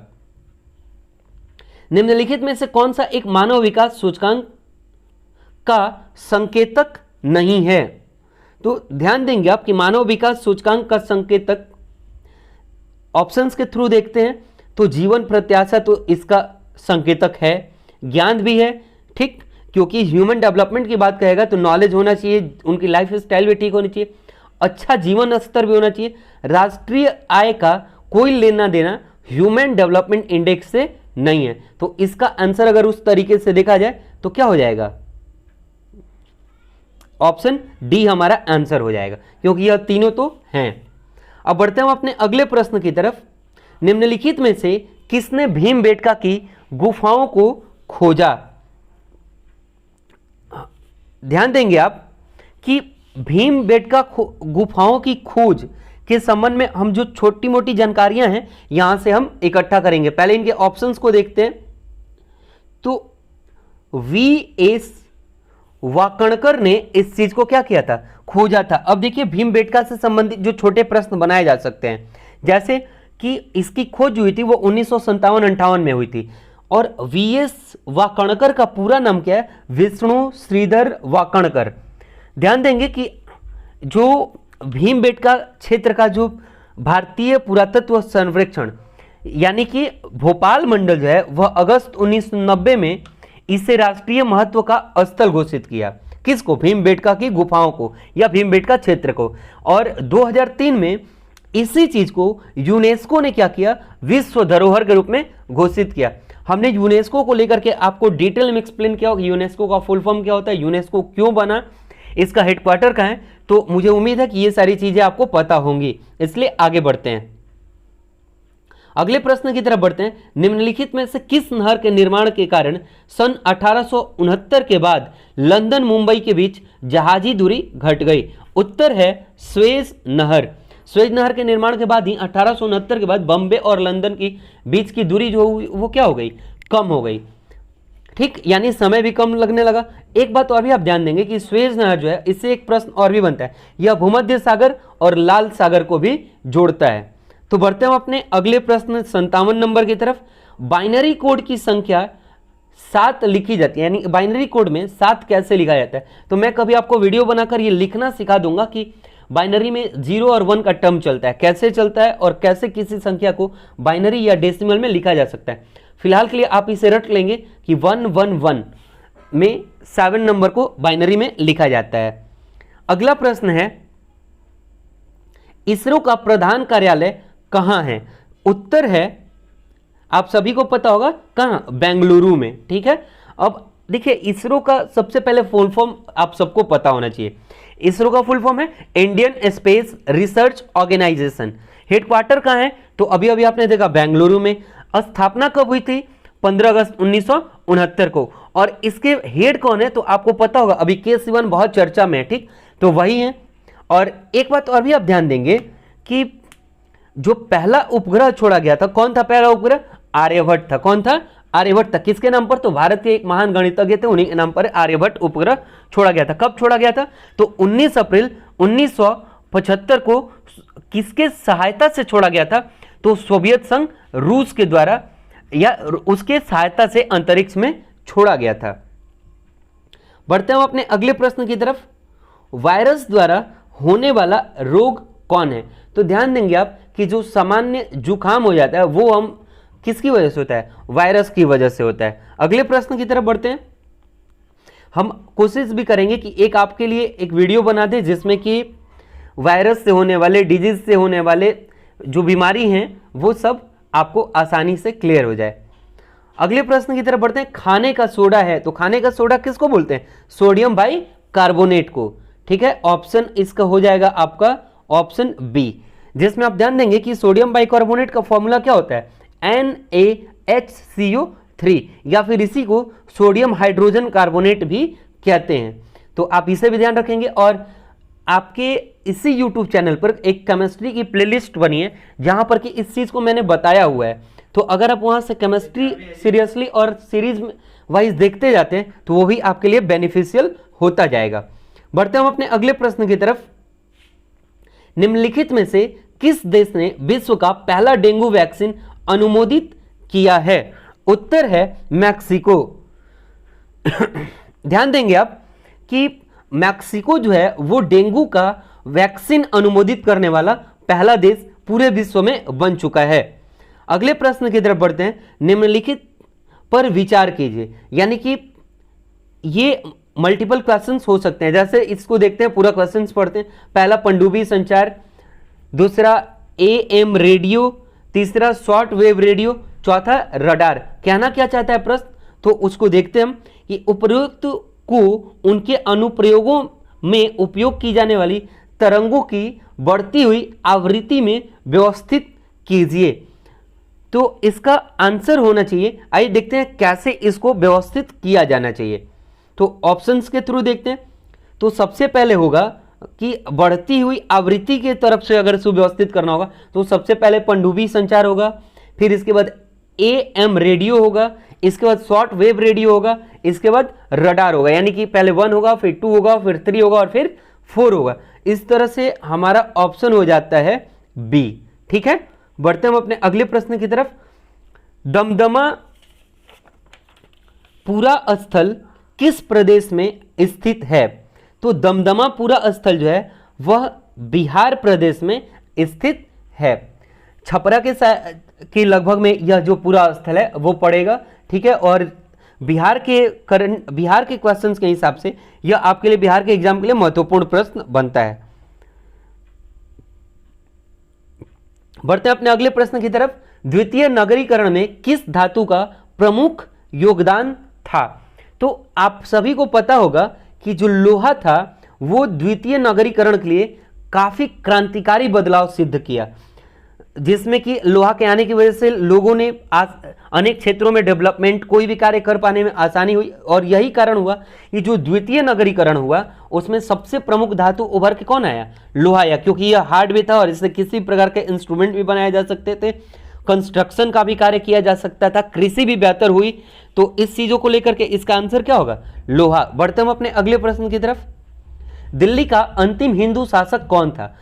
तो आपको एक बात याद भी होगा अगर, कि हमने जो ये क्वेश्चन नंबर 65 है इसको डेली डोज संख्या के 250 नंबर में शुरुआत में ही इसका डिटेल जानकारी हमने दिया है, लेकिन इसका आंसर हम यहां आपको बता देते हैं कि जो हेमचंद्र विक्रमादित्य थे, ठीक, यही सबसे अंतिम हिंदू शासक थे और इन्होंने ही विक्रमादित्य की उपाधि धारण करके, इनका नाम हेमू था, पूरा नाम इन्होंने हेमचंद्र विक्रमादित्य नाम रख करके और गद्दी पर बैठे। ठीक है, और यह जो थे वो अफगान शासक आदिल शाह के सेनापति भी थे। और यही प्रश्न हमने आपसे पूछा भी था डेली डोज संख्या 250 में कि अफगान शासक, पानीपत के दूसरे युद्ध में अफगान शासक का सेनापति कौन था? तो यही हेमू जो था वह अफगान शासक आदिल शाह का सेनापति था, जो किसके साथ पानीपत का दूसरा युद्ध हुआ था? तो आप सभी को पता होगा किसके साथ? अकबर के साथ। और अकबर का सेनापति कौन था? बैरम खां। बढ़ते अगले प्रश्न की तरफ। इनमें से किस उपाय का पर्यावरण पर बुरा असर पड़ेगा? तो ध्यान देंगे आप कि अगर आप जुताई करते हैं, अगर आप वाटर शेड आधारित प्रबंधन प्रणाली, यानी कि आप तालाब वगैरह वगैरह बना के पानी स्टोर करते हैं, तो ये तो अच्छा काम है। संसाधन संरक्षण की तकनीकें अपनाते हैं, वो भी सही है। टंकियों के जरिए जल संचय करते हैं, ये भी सही है। तो इसका आंसर क्या हो जाएगा? जुताई जो है वो क्या करेगा? बुरा असर पड़ेगा पर्यावरण पे। ठीक है, बढ़ते हम अपने अगले प्रश्न की तरफ। Question number 67। सिल्क रूट के बारे में निम्नलिखित में से कौन से कथन सत्य हैं? तो यह भी मल्टीपल ऑप्शंस हैं, तो पहले हम सारे ऑप्शंस को देखते हैं। सिल्क रूट का उपयोग केवल रेशम के व्यापार के लिए किया जाता है। सिल्क मार्ग सांस्कृतिक संचरण के लिए बढ़िया चैनल के रूप में भी कार्य करता था। और अगला ऑप्शन है कि सिल्क रूट वर्मी, गलती से यहाँ मिल्क लिखा गया है, तो आप ध्यान देंगे कि सिल्क रूट पूर्वी, पश्चिमी, उत्तरी और दक्षिणी सिल्क रूट में बंट जाता है। तो इसके ऑप्शंस यहाँ देख लेते हैं। तो और एक और है कि दक्षिणी सिल्क रूट पर खोतान एक सबसे महत्वपूर्ण स्थान था। तो यहां से ये जो चौथा ऑप्शन है ये भी सही लग रहा है। और एक आगे बढ़ के देखते हैं इधर, तो 67 नंबर का, सिल्क रूट का उपयोग केवल रेशम के व्यापार के लिए किया जाता था, तो यह भी सही है। तो इस हिसाब से इस प्रश्न का पहला ऑप्शन सही दिख रहा है और चौथा ऑप्शन सही दिख रहा है। और इस तरह से इसका आंसर क्या हो जाएगा? सॉरी, हमने आपसे क्या कहा कि इस तरह से मार्ग सांस्कृतिक संचरण के लिए बढ़िया चैनल के रूप में कार्य करता था, तो इसका आंसर क्या हो जाएगा? Option A. क्या हो जाएगा? Option A. भारत में पहली आर्थिक जनगणना कब की गई है? ध्यान देंगे कि इसका उत्तर होगा कि 1977 में पहली बार आर्थिक जनगणना की गई थी। लेकिन जनगणना की जब बात आई है तो इससे संबंधित जितने प्रश्न बन सकते हैं उसे हम जल्दी ही देख लेते हैं। ध्यान देंगे आप कि 1872, ठीक, 1872 में सर्वप्रथम जनगणना हुई। किसके शासनकाल में? तो उस समय ब्रिटिश हुकूमत थी और कौन था? तो लॉर्ड मेयो था उस समय, ठीक। और उसी ने अपने अधीन पहली बार यह जनगणना कराई और घोषणा भी हुई कि हर 10 वर्ष पर जनगणना कराई जाएगी, ठीक है। और फिर अगली बार जनगणना जो हुई वो 10 वर्ष से पहले ही 1881 में ही हो गई। इसके बाद उधर की जनगणना काफी महत्वपूर्ण हमारे लिए नहीं है। फिर जब भारत आजाद हुआ 1947 में, ठीक, और भारत विभाजन भी हुआ क्योंकि उसी समय हमसे पाकिस्तान अलग भी हो गया। तो भारत विभाजन के बाद पहली बार जनगणना कब हुई? 1951 में। यहां से दो तरह के प्रश्न बनते हैं। भारत में पहली जनगणना सर्वप्रथम कब हुई? तो जो नॉर्मल जनगणना हुई 1872 में लॉर्ड मेयो के टाइम में। एक और क्वेश्चन, भारत विभाजन के बाद पहली जनगणना कब हुई? 1951 में। और भारत में पहली आर्थिक जनगणना कब हुई? तो 1977 में। तो तीनों जगह पे पहली लगा होगा, लेकिन तीनों जगह पे तीन तरह की बातें कही जाएंगी, ठीक है। एक, जब भारत गुलाम था तो 1872 में, आजादी के बाद पहली जनगणना 1951 में, और पहली आर्थिक जनगणना आजादी के बाद 1977 में, ठीक है। और इस तरह से टोटल अब तक कुल 5 आर्थिक जनगणना हुआ है। कब कब हुआ है तो नोट कर लीजिए। 1977 में हुआ, फिर 1980 में, इसके बाद 1990 में, फिर 1998 में, फिर 2005 में, और इसके बाद आखिरी आर्थिक जनगणना अभी तक 2013 में हुआ है। अब एक और प्रश्न बनता है, जब हमारे यहाँ जब 1977 हम शब्द देख रहे हैं तो इस संख्या से एक प्रश्न और बनता है कि भारत में आजादी के बाद पहली बार गैर कांग्रेसी सरकार कब बनी? तो 1977 में ही पहली बार गैर कांग्रेसी सरकार भी बनी थी। ध्यान देंगे कि उस समय जनता पार्टी की सरकार थी और मोरारजी देसाई जो थे वो प्रधानमंत्री बने थे। इससे पहले हुआ क्या था कि जो इंदिरा गांधी प्रधानमंत्री थी, उन्होंने भारत में जनसंख्या नियंत्रण की प्रणाली को लेकर के आया था और उसी को लेकर के सही तरीके से उन्होंने उस चीज को रख नहीं पाया और लोगों के बीच गलत धारणाएं फैल गई और इसी को लेकर के आपसी अफरा तफरी मचा और उनकी सरकार उस समय गिर गई थी। और पहली बार गैर कांग्रेसी सरकार 1977 में जनता पार्टी की बनी थी और प्रधानमंत्री थे मोरारजी देसाई। बढ़ते हैं अगले प्रश्न की तरफ। खिलाफत आंदोलन किसने प्रारंभ किया? तो खिलाफत आंदोलन किसने प्रारंभ किया? उत्तर है मौलाना मोहम्मद अली एवं शौकत अली ने। अब खिलाफत आंदोलन से संबंधित एक वीडियो हम आपको, जितने भी आंदोलन इस तरह के हैं उनसे संबंधित एक वीडियो हम आपको बना करके और दे देंगे, जो कि आंदोलन से आने वाले सभी प्रश्न आपके लिए आसानी से हल हो सकेंगे। बढ़ते हैं अपने अगले प्रश्न की तरफ। सन 1582 ईस्वी में दीन ए इलाही किसने लागू किया? तो आपको पता है कि दीन ए इलाही लागू करने वाला कौन था? अकबर था, ठीक है। और इसके बाद अगले प्रश्न की तरफ एक और भी प्रश्न यहां से बनता है कि दीन ए इलाही को अपनाने वाला पहला हिंदू कौन था? ठीक, तो उन्हीं का एक दरबारी था, कौन? जिसको महेश दास के नाम से जानते थे, बीरबल, ठीक है। और बीरबल ही क्या था, पहला दीन इलाही अपनाने वाला हिंदू था, ठीक है। बढ़ते हैं अगले प्रश्न की तरफ। भारत के प्राचीनतम सिक्के हैं, तो जो भारत के प्राचीनतम सिक्के हैं वो आहत सिक्के हैं, ठीक। अब आहत सिक्के के बारे में थोड़ी सी जानकारी रख लेते हैं कि प्रारंभ में जो आहत सिक्के थे तो वो सर्वाधिक चांदी के बने होते थे, ठीक है। आहत सिक्के पे होता क्या था कि एक धातु का टुकड़ा लिया जाता था और उस पर एक स्पेशल चिन्ह लगा करके ठप्पा मार दिया जाता था, जो कि उस समय आहत सिक्कों को पंचमार्क सिक्के के नाम से भी प्रचलित किया गया, ठीक। तो आहत सिक्के को हम पंचमार्क सिक्के के नाम से भी जानते हैं। इस पे किसी किसी सिक्के पर मछली, किसी सिक्के पर पेड़, किसी पे मोर, किसी पे ज्यामितीय चित्र जैसे त्रिभुज, वर्ग, वृत्त, इस तरह के भी सिंबल बने हुए मिलते थे, ठीक है। बढ़ते हैं हम अपने अगले प्रश्न की तरफ। गोबर गैस में मुख्य रूप से होती है तो क्या होता है, मीथेन होता है, ठीक है। और मीथेन का फॉर्मूला CH4, इसी को हम मार्स गैस भी कहते हैं। अगला प्रश्न, किलोवाट घंटा मात्रक है तो किसका मात्रक है, ऑप्शन देखते हैं। तो किलोवाट घंटा किसका मात्रक है, ऊर्जा का, ठीक है। बढ़ते हैं हम अपने अगले प्रश्न की तरफ। MRI मशीन किस प्रकार की तरंग का उपयोग करता है, तो MRI का सबसे पहले अगर आप फुल फॉर्म जान जाएंगे तो आपको पता चल जाएगा कि यह किस प्रकार के तरंग का उपयोग करता है। तो MRI का जो फुल फॉर्म होता है वो होता है मैग्नेटिक रेजोनेंस इमेजिंग, ठीक। तो मैग्नेटिक आने से आपको पता चल गया होगा कि यह चुंबकीय तरंग का प्रयोग करता है, ठीक है। अब एक बात और भी यहां से ध्यान देंगे कि इसे सबसे सर्वप्रथम MRI से पहले भी इसे NMRI के नाम से जानते थे और इस समय उसका फुल फॉर्म क्या होता था, न्यूक्लियर मैग्नेटिक रेजोनेंस इमेजिंग।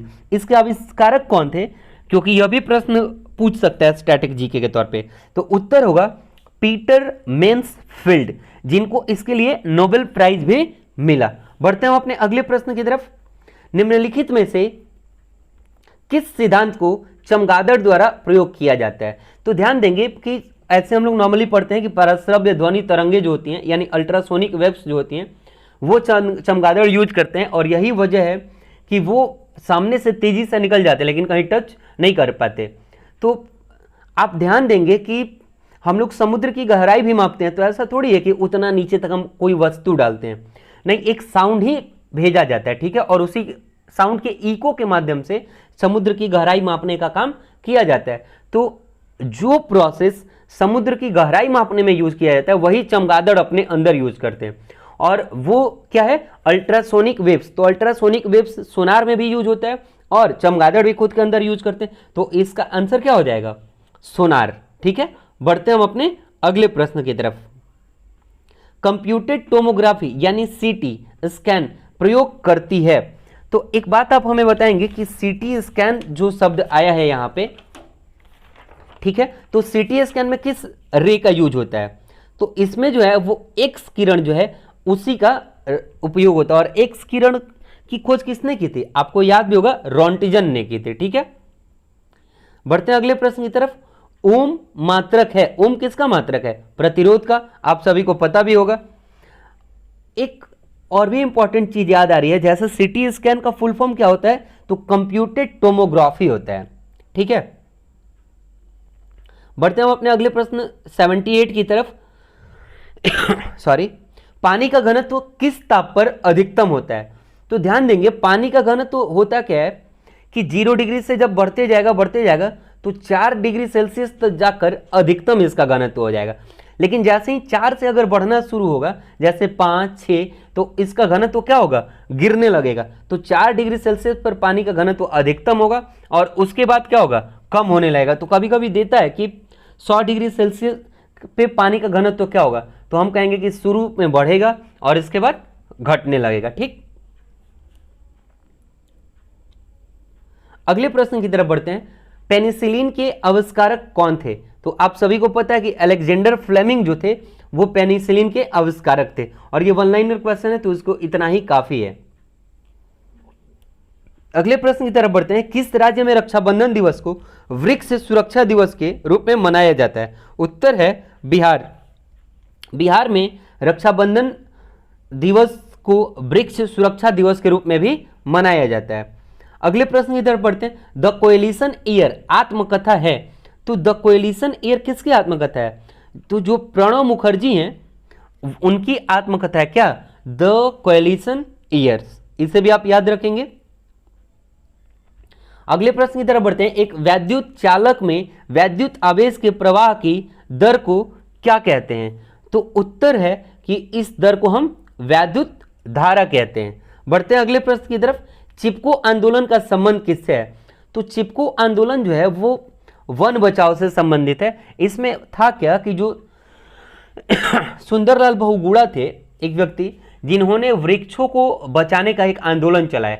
इसमें लोगों को उत्साहित किया जाता था कि जो जहाँ कहीं पेड़ अगर कट रहा हो तो आप जाके उससे लिपट जाएं और बोलें कि पेड़ से पहले आपको मुझे काटना होगा। तो इस आंदोलन को किसने आगे बढ़ाया? तो वो थे सुंदरलाल बहुगुणा। कभी कभी यह भी प्रश्न बनता है। और चिपको आंदोलन का संबंध किससे है? तो वन बचाओ से। ठीक है, बढ़ते हम अपने अगले प्रश्न की तरफ, 84 नंबर की तरफ। नमक सत्याग्रह कब शुरू हुआ? तो नमक सत्याग्रह जो शुरू हुआ वो गांधी जी ने शुरू किया था 1930 में। अब एक बात ध्यान देंगे यहाँ पे, नमक सत्याग्रह को 3-4 नामों से जाना जाता है। नमक सत्याग्रह, दांडी सत्याग्रह, दांडी मार्च। ठीक, हुआ क्या था कि जो अंग्रेज की हुकूमत थी 1930 में, तो हमारा देश गुलाम ही था। 1947 में हमें आज़ादी मिली है। तो इस समय हुआ क्या कि अंग्रेज जो थे वो नमक के ऊपर टैक्स बहुत काफ़ी बढ़ा दिए। इस चीज़ को लेकर के जो गांधी जी थे उन्होंने अपने साबरमती आश्रम से अपने जो उनके सपोर्टर्स या फॉलोअर्स थे कुल 78 लोग जो थे उनके साथ इस आंदोलन में, उनके साबरमती आश्रम जो अहमदाबाद में है उससे चलकर और जो समुद्र तट का एक गांव था दांडी, वहां पहुंचे। कब? 6 अप्रैल 1930 को। और वहां पर इन्होंने खुद नमक बनाया, समुद्र के पानी से नमक बनाया और जो अंग्रेजों का नमक कानून था उसे ब्रेक किया। और इसको जब इन्होंने उनकी नियम को मानना छोड़ दिया तो हुआ क्या कि यह आंदोलन देशव्यापी आंदोलन बनने लगा। और इसी को देखते हुए 1931 में कि इस स्थिति को कंट्रोल किया जाए, गांधी और इरविन के बीच में समझौता भी है। तो यह भी एक प्रश्न बनता है कि गांधी इरविन समझौता कब हुआ था? तो 1931 में। बढ़ते हैं अगले प्रश्न की तरफ। फूलों की घाटी से होकर कौन सी नदी बहती है? उत्तर है पुष्पावती नदी। जो पुष्पावती नदी है वह फूलों की घाटी से होकर बहती है। एक प्रश्न और भी आता है कि फूलों की घाटी है कहाँ? तो यह है उत्तराखंड में। अब ध्यान देंगे कि जो पुष्पावती नदी है वो उत्तराखंड के एक अंधेरी पहाड़ है। ठीक है, उसी अंधेरी पहाड़ से बहती है और बहते हुए क्या करती है? फूलों की घाटी से गुजरती है। ठीक है सॉरी, एक हल्का सा प्रश्न, कभी कभी लोग कंफ्यूज कर जाते हैं, वर्तमान में भारत के रक्षा मंत्री कौन है? तो लोग कंफ्यूज कर जाते हैं कि ऐसे प्रश्न में भी कभी कभी कंफ्यूज कर जाते हैं। तो आपको ध्यान रहना चाहिए कि जो राजनाथ सिंह हैं वो वर्तमान में कौन है? रक्षा मंत्री हैं। अमित शाह जो हैं वो कौन है? गृह मंत्री हैं। और निर्मला सीतारमण कौन है? वित्त मंत्री हैं। ठीक है, बढ़ते हैं अपने अगले प्रश्न की तरफ। धूसर और भूरी जमीन अधिकतम कहां पाई जाती है? तो अगर हम जान ले कि धूसर और भूमि जमीन कहां पाई जाती है तो हम ऑप्शन ट्रिक कर सकते हैं। तो ध्यान देंगे आप कि जो शीतोष्ण शुष्क क्षेत्र होते हैं, यानी जहां पर वर्षा का काफी अभाव है। ठीक, तो जहां वर्षा का काफी अभाव है वहां मरुस्थल पाया जाएगा। ठीक, और जहां मरुस्थल पाया जाएगा वहां पर झाड़ीदार पौधे काफी मात्रा में उगेंगे जो कटीले होते हैं। ठीक, तो और इसको हम, इस जो परिस्थिति है इसको हम किसके नाम से जानते हैं? तो इसको हम जानते हैं सीरोजम के नाम से। यह भी प्रश्न बहुत बार पूछा गया है कि इसे किस नाम से जानते हैं? तो इसको जानते हैं सीरोजम के नाम से। अब होता क्या है कि ऐसी स्थिति बनने की वजह से उस मिट्टी में जैविक तत्वों की कमी हो जाती है, क्योंकि वहां पर तो झाड़ी युक्त वनस्पति पाए जाते हैं। और जब जैविक तत्वों की कमी हो जाएगी तो जो मिट्टी है उसका रंग धूसर या भूरा होने लगेगा। ठीक, क्यों होने लगेगा? क्योंकि उसके सतह पे जो कैल्शियम कार्बोनेट है वो जमा होने लगता है। और इसी की वजह से क्या होगा कि धूरी जो जमीन है वो धूसर या फिर भूरी जमीन में कन्वर्ट होने लगेगा। तो मरुस्थल का जगह इसमें कौन सा आपको लगता है? तो देखने से लग रहा होगा कि राजस्थान और गुजरात हमारा सही ऑप्शन हो सकता है इस प्रश्न का। बढ़ते हैं अगले प्रश्न की तरफ। हैजा किसके कारण होता है? तो हैजा किसके कारण होने वाली बीमारी है? आप सभी को पता है कि यह बैक्टीरियल बीमारी है, ठीक है। बढ़ते हैं हम अपने अगले प्रश्न की तरफ। वेनगंगा किसकी सहायक नदी है? तो वेनगंगा किसकी सहायक है? गोदावरी की। बढ़ते हैं अगले प्रश्न की तरफ। हम आपको जब नदी प्रणाली यानी अपवाह तंत्र पढ़ाएंगे तो उसमें इन सारी नदियों को कैसे ये लिंक्ड हैं, कहाँ कहाँ से कौन मिलता है, ये सारा चीज हम आपको बताते चलेंगे। राष्ट्रीय स्वयंसेवक संघ यानी आरएसएस का प्रधान कार्यालय कहाँ है? तो यह है महाराष्ट्र के नागपुर में, ठीक है। बढ़ते हैं हम अगले प्रश्न की तरफ। पारिस्थितिकी तंत्र किससे मिलकर बनता है? तो पारिस्थितिकी तंत्र किससे मिलकर बनता है? आप ऑप्शंस को देखते हैं तो पहला ऑप्शन है जीव समुदाय और उसके निर्जीव घटक। बिल्कुल सही है कि जो जीव समुदाय हैं और उसके जो निर्जीव घटक हैं उसी को मिलाकर के क्या बनता है? पारिस्थितिकी तंत्र बनता है। अगले प्रश्न की तरफ देखते हैं। मलेरिया परजीवी की निम्नलिखित में से कौन सी अवस्था संक्रामक है? ठीक, तो मलेरिया परजीवी की जो अवस्था है स्पोरोजोआइट, ये जो अवस्था है वो सबसे ज्यादा संक्रामक होता है, ठीक है। बढ़ते हैं हम अपने अगले प्रश्न की तरफ। किस अर्ध न्यायिक सार्वजनिक प्राधिकारी को अपना अनिवार्य कर्तव्य के लिए मजबूर करने के उद्देश्य से उच्चतम न्यायालय द्वारा रीट जारी किया जाता है? ठीक, तो हम पहले चाहेंगे कि हम इस प्रश्न को आपके साथ डिटेल चर्चा कर लें, ठीक, ताकि आप इस प्रश्न का खुद भी जवाब दे सके अगर आपको नहीं आता है तो ध्यान देंगे कि किसी भी तरह का आपका जो मौलिक अधिकार है अगर कोई हनन करता है तो उसके लिए हमारे संविधान के अनुच्छेद 32 के तहत हम डायरेक्ट सुप्रीम कोर्ट में अपील कर सकते हैं कि मेरा ये मौलिक अधिकार छीना जा रहा है, ठीक। साथ ही साथ हम अपने हाईकोर्ट में जो हमसे संबंधित हाईकोर्ट है वहां अनुच्छेद 226 के तहत भी हम अपना रीट फाइल कर सकते हैं या फिर अपील कर सकते हैं। और इस तरह से हमें 5 तरह के रीट प्रदान हैं। कौन कौन से? तो ध्यान देंगे हम एक एक रीट को सीरियली डिस्कस करते जा रहे हैं। पहला, बंदी प्रत्यक्षीकरण। कभी कभी हिंदी में बंदी प्रत्यक्षीकरण लिखता है, नहीं तो हिंदी में ही हैबिस कॉर्पस भी लिख देता है, तो आप दोनों याद रखेंगे, ठीक। इसमें होता क्या है कि हबीस कॉर्पस में बंदी प्रत्यक्षीकरण में क्या होता है कि जैसे आपको शक है कि मेरा बेटा पुलिस कस्टडी में है, यानी आपका बेटा जैसे गुम हो गया, ठीक है, किसी दिन गुम हो गया, ठीक है, और 2-4 दिन बाद आपको पता चला कि किसी ने बताया कि नहीं हमने देखा था उसको पुलिस उठा ली थी, लेकिन पुलिस के पास जब आप गए और पुलिस ने कहा नहीं नहीं मैंने ऐसा नहीं किया, तो उस स्थिति में आप सुप्रीम कोर्ट या हाई कोर्ट, सुप्रीम कोर्ट में अनुच्छेद 32 के तहत और हाई कोर्ट में अनुच्छेद 226 के तहत यह अपील कर सकते हैं कि मुझे पूरा विश्वास है कि मेरा बेटा पुलिस कस्टडी में है।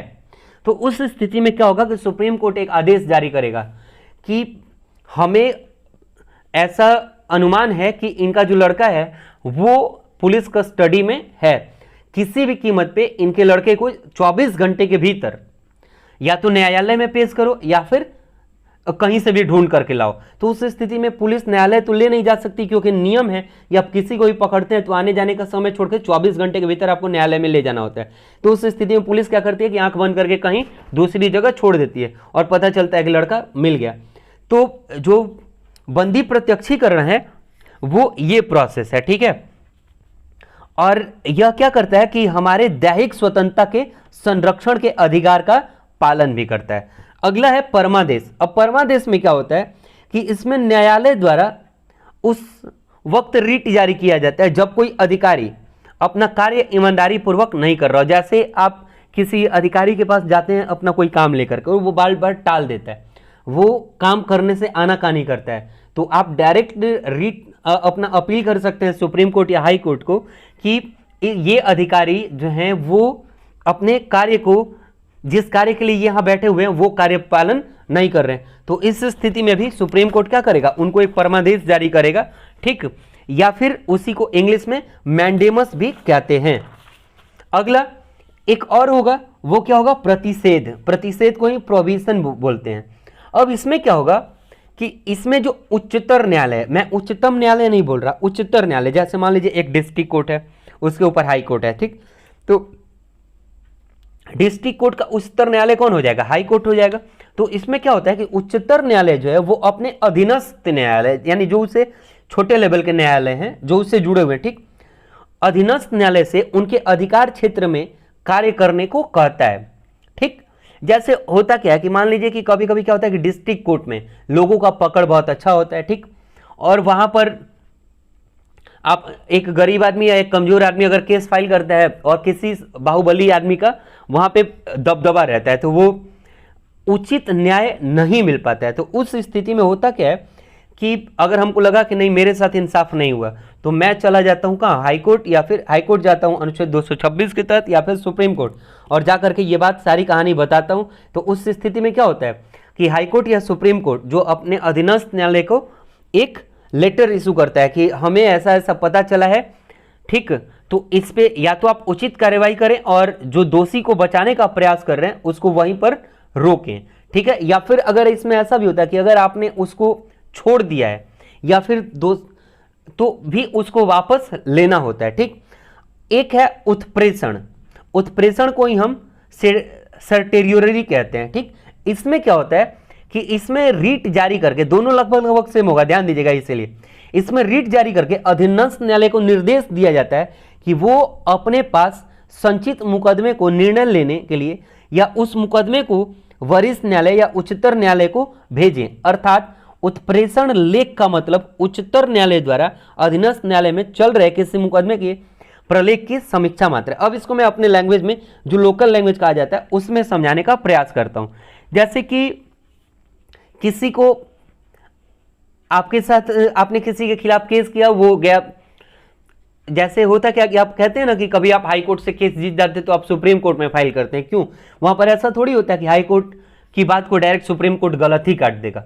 तो उस स्थिति में होता क्या कि आपको लगता है कि मेरे साथ उचित न्याय नहीं हुआ है, यहां पर हो सकता है कि इस व्यक्ति की पैरवी चल गई, तो आप इससे आगे वाले न्यायालय में अपने अधिकार को सुनिश्चित करने के लिए, ताकि आपके साथ अन्याय ना हो, आप क्या करते हैं, अगले न्यायालय में जाते हैं और अपना रिट फाइल करते हैं और उसी को क्या करते हैं, उत्प्रेषण, ठीक है। अगला है अधिकार परीक्षा। अब अधिकार परीक्षा को ही क्वारंटो कहते हैं, ठीक। अब क्वारंटो में क्या होता है कि जैसे मान लीजिए कि कोई व्यक्ति, साधारण व्यक्ति है और रोड पे खड़ा होकर के इंस्पेक्टर की वर्दी पहन के और ट्रक वालों से वसूली कर रहा है या फिर किसी का चालान काटते जा रहा है, ठीक। ये बात किसी ने सूचना दे दी ठीक, तो उस समय उससे पूछा जाएगा, उस व्यक्ति से, कि आप ये बताएं कि आप किस अधिकार से यह काम कर रहे थे, और गलत पाए जाने पे उस पर सजा भी होगी, ठीक। तो ये हुआ आपका अधिकार परीक्षा। या फिर मान लीजिए कि कोई छोटे लेवल का क्लर्क है और वो ऑफिस में एसडीएम के कार्य पे बैठ करके और कार्य किए जा रहा है धड़ाधड़ बिना उसे नियुक्त किए हुए, तो उस स्थिति में भी क्या होगा, उस पर अधिकार परीक्षा ही लगाया जाएगा। तो आपका प्रश्न क्या था कि किस अर्ध न्यायिक सार्वजनिक प्राधिकारी को अपना अनिवार्य कर्तव्य के लिए मजबूर करने के उद्देश्य से उच्चतम न्यायालय द्वारा जारी की गई रीट है? तो आपका उत्तर क्या होना चाहिए? आप, मुझे उम्मीद है कि आप समझ गए होंगे, क्या होगा, परमादेश होगा, ठीक है। बढ़ते हम अपने अगले प्रश्न की तरफ। पहली पंचवर्षीय योजना का मुख्य उद्देश्य क्या था? इस चीज को भी हमने डिस्कस किया था कि पहली पंचवर्षीय योजना में क्योंकि देश के पास बहुत ज्यादा रिसोर्सेज नहीं थे और कृषि युक्त भूमि थी, तो पहली पंचवर्षीय योजना में टारगेट रखा गया कि हमें कृषि को बढ़ावा देना है, और यह जो योजना थी वो हेराल्ड डॉमल मॉडल पे आधारित थी, ठीक है, जिसका लक्ष्य लगभग 2.6 रखा गया था और उसको हमने क्रॉस कर लिया था, यानी उससे हमने बेहतर करके 3 पॉइंट समथिंग के स्कोर पर पहुंचे थे। फिर दूसरी पंचवर्षीय योजना जब आई तो उसमें हमने कृषि को तो अच्छा बना चुके थे, अब हमने सोचा कि हम भारी उद्योग इंडस्ट्री को लगाएं और उसके बारे में, उसके लक्ष्य को प्राप्त करने का उद्देश्य रखें, और वो आधारित था किस पे, पीसी महालनोबिस मॉडल पे, ठीक है। तो हम, इसका आंसर क्या होगा आपका, कृषि विकास। बढ़ते अपने अगले प्रश्न पे, 95 नंबर। दूध को मथने पर क्रीम अलग हो जाती है, कारण क्या है? तो दूध को मथने पर बल किसकी तरफ लगता है, सेंटर से बाहर की तरफ, सेंटर से बाहर की तरफ, ठीक। तो जब बाहर की तरफ लगेगा तो सेंट्रीफ्यूगल होगा, ठीक है, सेंट्रीफ्यूगल होगा, यानी अपकेंद्रीय, बाहर की तरफ, और बाहर से अंदर की तरफ जब लगेगा तो क्या होगा, अभिकेंद्रीय होगा। तो इसमें तो अंदर से बाहर की तरफ लग रहा है तो अपकेंद्रीय बल हो जाएगा, ठीक है। घर्षण बल आपको पता ही है, किसी दो वस्तु को आप रगड़ते हैं तो उनके बीच जो लगा बल होता है वो घर्षण बल होता है, और पृथ्वी किसी चीज को खींचती है अपनी तरफ तो वो ग्रेविटेशनल फोर्स यानी गुरुत्वीय बल है। अगले प्रश्न की तरफ बढ़ते हैं। रेडियो इम्यूनोए से यानी कि RIA एक चिकित्सा है जिसका प्रयोग किया जाता है। तो इसका प्रयोग किस चीज में किया जाता है? तो उत्तर है रुधिर के नमूनों में मौजूद प्रतिरक्षियों और हार्मोन का पता लगाने में। ठीक है, बढ़ते हैं हम अपने अगले प्रश्न की तरफ। निम्नलिखित में से किस मामले में उच्चतम न्यायालय ने माना था कि मौलिक अधिकारों में संशोधन नहीं किया जा सकता? तो इसका आंसर है गोकलनाथ का मामला जो था उसमें सुप्रीम कोर्ट ने माना कि जो मौलिक अधिकार हैं उसमें संशोधन नहीं किया जा सकता। वैसे इस पे मैं आपको 10-12 मिनट की एक वीडियो आएगी, मैं इन डिटेल की कब कब इसमें कभी कभी संशोधन हुआ कभी नहीं हुआ क्या था इस चीज़ पे मैं टोटल कंप्लीट आपको एक अपने तरफ से पूरा मेहनत करके वीडियो देने का प्रयास करूंगा। बढ़ते हम अपने अगले प्रश्न की तरफ। अशोक के किस शिलालेख में अशोक का नाम का जिक्र मिला है? उत्तर है इसके भाब्रू अभिलेख शिलालेख में क्या मिला है? अशोक के नाम का जिक्र मिला है। बढ़ते हम अगले प्रश्न की तरफ। निम्नलिखित में से कौन सा विद्रोह बंकिम चंद्र चटर्जी के उपन्यास आनंद मठ के द्वारा प्रसिद्ध हुआ है? उत्तर है सन्यासी विद्रोह। ठीक है, बढ़ते हैं अगले प्रश्न की तरफ। विश्व शांति दिवस कब मनाया जाता है? उत्तर है 21 सितंबर को विश्व शांति दिवस मनाया जाता है। ठीक है, तो इस तरह से टोटल 100 प्रश्नों का सॉल्यूशन आपके समक्ष हमने रखा। हो सकता है किसी प्रश्न को बोलने में टंग स्लैंग का केस आया हो, यानी कि अनजाने में कोई ऑप्शन इधर उधर भी बोला जा गया हो, तो आप उसे कमेंट करके या फिर व्हाट्सएप नंबर पे सूचित कर सकते हैं कि यह प्रश्न इस जगह पे स्लैंग है। वैसे हम इस वीडियो को खुद भी अपनी तरफ से देखकर ही आपके समक्ष प्रस्तुत करेंगे ताकि किसी भी तरह की गलती का 1% भी कोई चांस न हो। और हम आपसे आग्रह भी करेंगे कि आप वीकली टेस्ट को जरूर ज्वाइन करें जो कि आपके परफॉर्मेंस को डिसाइड करेगा, और यह पूरी तरह से क्या है, निःशुल्क है। तो आप अवश्य लाभ लीजिए। और डेली डोज में जुड़ने के लिए भी मैं आपसे विशेष तौर पे आग्रह कर रहा हूं, क्योंकि डेली डोज से आप देख रहे हैं कि करंट के क्वेश्चन 5-7 नंबर आपको आगे ले जा रहा है, तो वो आपको सबसे अलग प्रस्तुत करेगा। फिर मिलते हैं अगले टेस्ट में, तब तक के लिए जय हिंद।